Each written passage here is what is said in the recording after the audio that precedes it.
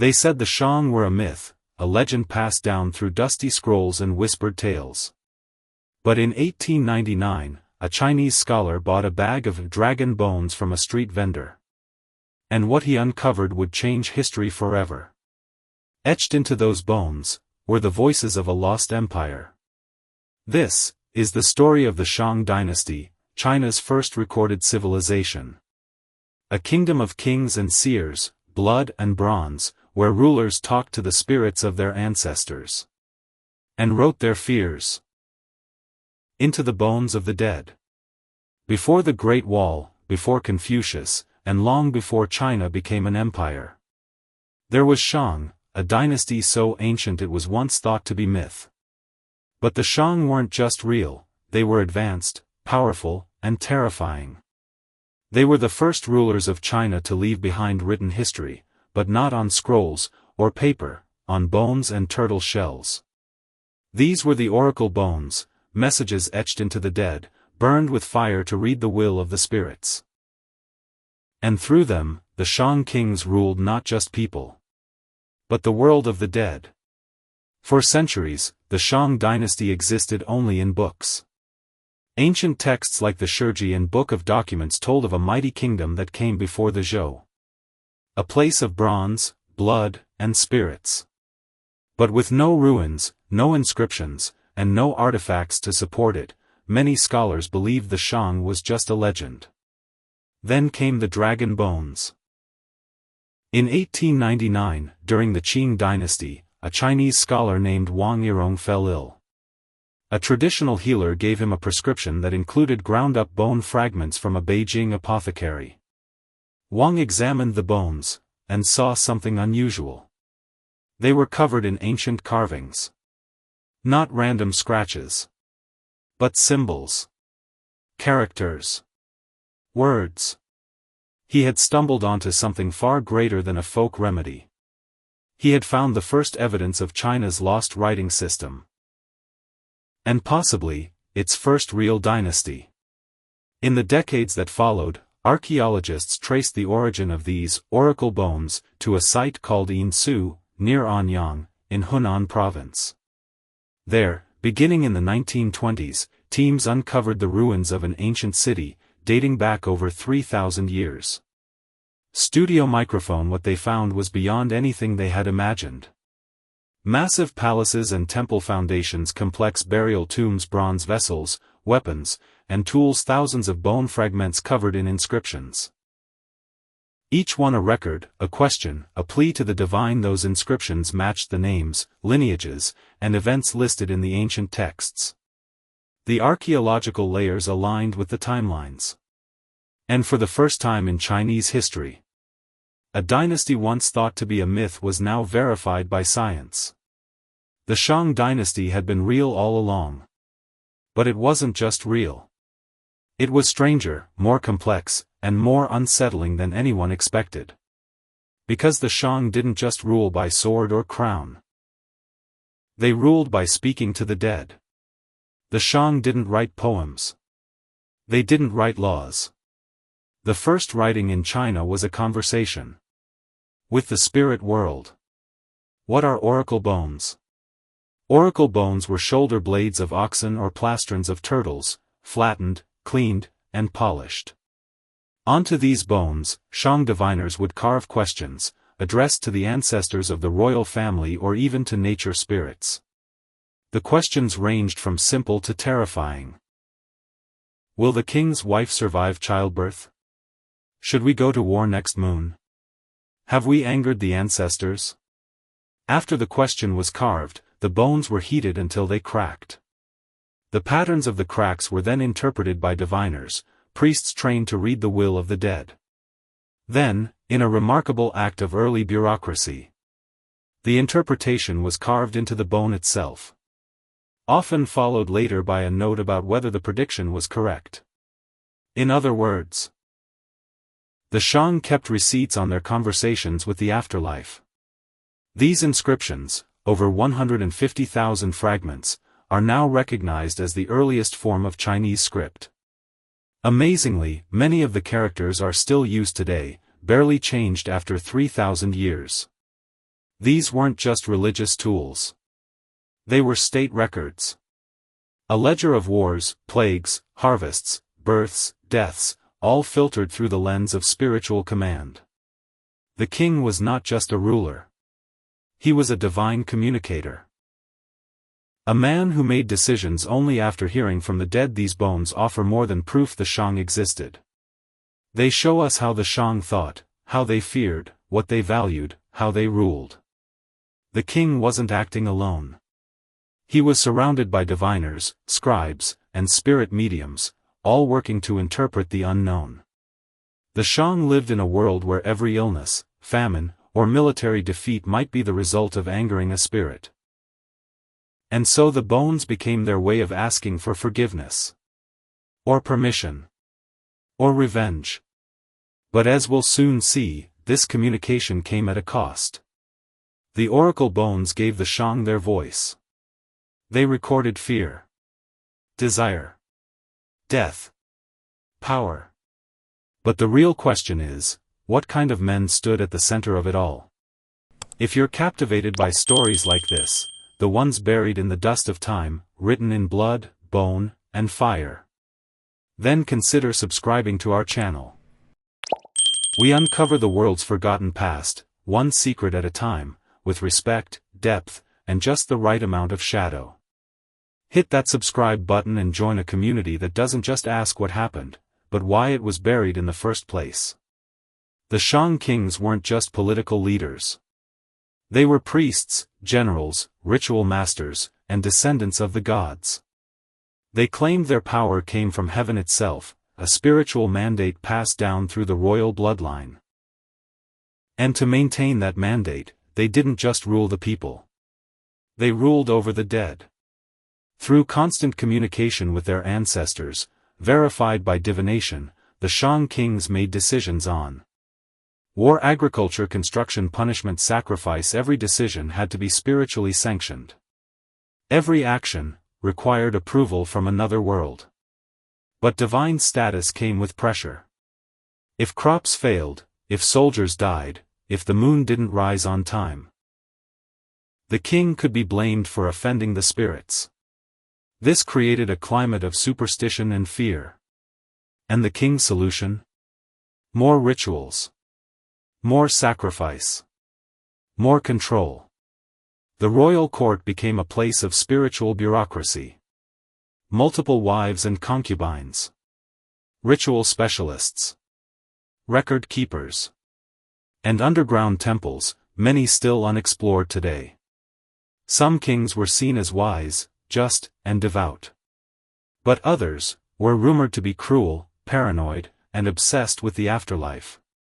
One ruler, King Dxian, the last Shang king, would go down in legend as a monster. He supposedly drowned musicians in wine pools for amusement, burned his own people alive as offerings, and ignored the warnings of his advisors, and the spirits, until it was too late. Was Dxian truly evil? Or was his story rewritten by those who overthrew him? What we know is this. The Shang kings wielded a terrifying power, both earthly and spiritual. And to keep it, they would spill blood. The Shang kings ruled with the approval of the spirits. But that approval had a price. And it was paid, in blood. The spiritual foundation of the Shang Dynasty was ancestral worship. The dead weren't gone. They were alive in another realm, watching, judging, intervening. Shang rulers believed their ancestors could influence crop yields, battle outcomes, disease and famine, even the weather, so they didn't just honor their ancestors. They fed them. Rituals were performed regularly. Wine poured, meat offered, and sometimes, lives taken. Archaeological evidence confirms what the oracle bones only hinted at. The Shang practiced human sacrifice, on a scale unmatched by any other early Chinese dynasty. Burials at Yinsu, the Shang capital, reveal decapitated bodies, mass graves of war captive skeletons with hands-bound victims buried alive with elite tombs. These weren't executions. These were gifts to the ancestors. Soldiers, servants, musicians, concubines. All offered to accompany the dead into the afterlife. Or to please a restless spirit demanding tribute. The Shang didn't perform these rites with bare hands. They used ornate bronze vessels, some so heavy and complex that modern metallurgists marvel at how they were made. These vessels weren't just tools, they were sacred machines. Designed to connect this world with the next. Some contained wine. Others held cooked meat. And some were meant to catch blood. Music was a part of Shang ritual, too. Bones and bronze chimes were played during ceremonies, believed to soothe spirits or summon divine attention. But what did these rituals look like? Imagine a dim temple. Firelight. Rows of diviners chanting. A king watching as blood drips into bronze. To us, it might seem cruel. But to the Shang, it was necessary. It was order. It was power. It was survival. The Shang didn't just speak with the gods. They forged their power in fire. In bronze. The Shang Dynasty stood at the height of China's Bronze Age. And they were its undisputed masters. Using advanced techniques of casting and mold-making, Shang artisans created intricately carved ritual vessels, heavy-duty tools and, most importantly, weapons. Bronze spears, dagger axes, known as ge, and swords gave Shang warriors a deadly edge. Their weapons weren't just functional, they were works of art. Etched, polished, and designed to kill efficiently and symbolically. Shang kings maintained standing armies of thousands. These weren't peasant mobs, they were organized, trained, and ceremonially equipped. War was a sacred act. Before battles, the king would consult the oracle bones. He'd ask the ancestors for victory. If the signs were good, the army moved. Soldiers fought with bronze-tipped spears, axes, chariots, and bows. Chariots, introduced during the Shang era, were used not just for speed, but to intimidate, crush infantry, and demonstrate status. The Shang were among the first in China to master the use of the horse-drawn chariot, likely influenced by contact with Central Asian cultures. These chariots weren't just battlefield tools. They were symbols of elite power, reserved for the king and his closest generals. And many of them, horses and drivers alike, were buried beside their masters. Excavations at Anyang and other Shang sites have revealed evidence of walled cities, defensive trenches, and planned urban zones. The Shang didn't just think spiritually, they thought strategically. Their rule was protected not only by divine favor, but by military superiority, technological mastery, and the will to enforce power with steel. Even war had a spiritual dimension. Captured enemies were sometimes sacrificed to the ancestors. Others were buried in mass graves, or offered to tombs as servants in the afterlife. To win a battle, was to earn the gods' blessing. To lose one might mean the mandate had been revoked. But no power lasts forever. The Shang ruled for centuries, with bronze in one hand and bone in the other. But no dynasty, no matter how divine, rules forever. According to ancient records, the final Shang king was Xian, a ruler of immense wealth, charisma, and cruelty. As the story goes, Xian became obsessed with pleasure, power, and ritual excess. He built lakes of wine and forests of meat, forced his court to perform grotesque games, ignored omens, defied the ancestors, and executed loyal ministers. His queen, Daji, is often blamed, said to be a demonic temptress who urged him toward perverse delights and unholy rituals. But modern historians question these tales. Were they true? Or were they propaganda, written by the victors, the Zhou dynasty, who had every reason to tarnish his legacy? To the west, the Zhou tribe was growing. Smart, organized, and increasingly powerful. They had served under the Shang, paying tribute. But as Xian weakened his own state through excess and mistrust, the Zhou saw their moment. In 1046 BCE, the Zhou, led by King Wu, launched a rebellion. Their army, smaller but unified, met the Shang at the Battle of Mai. The Shang still had chariots. They still had weapons. But many of their troops, slaves and conscripts, turned on them mid-battle. Some even refused to fight. The Zhou forces overwhelmed the Shang army. Xian fled to his palace, set it ablaze, and burned alive in defiance. And with that, the Shang Dynasty fell. The Zhou seized power, and immediately rewrote history. They declared that Xian had lost the mandate of heaven, the divine right to rule.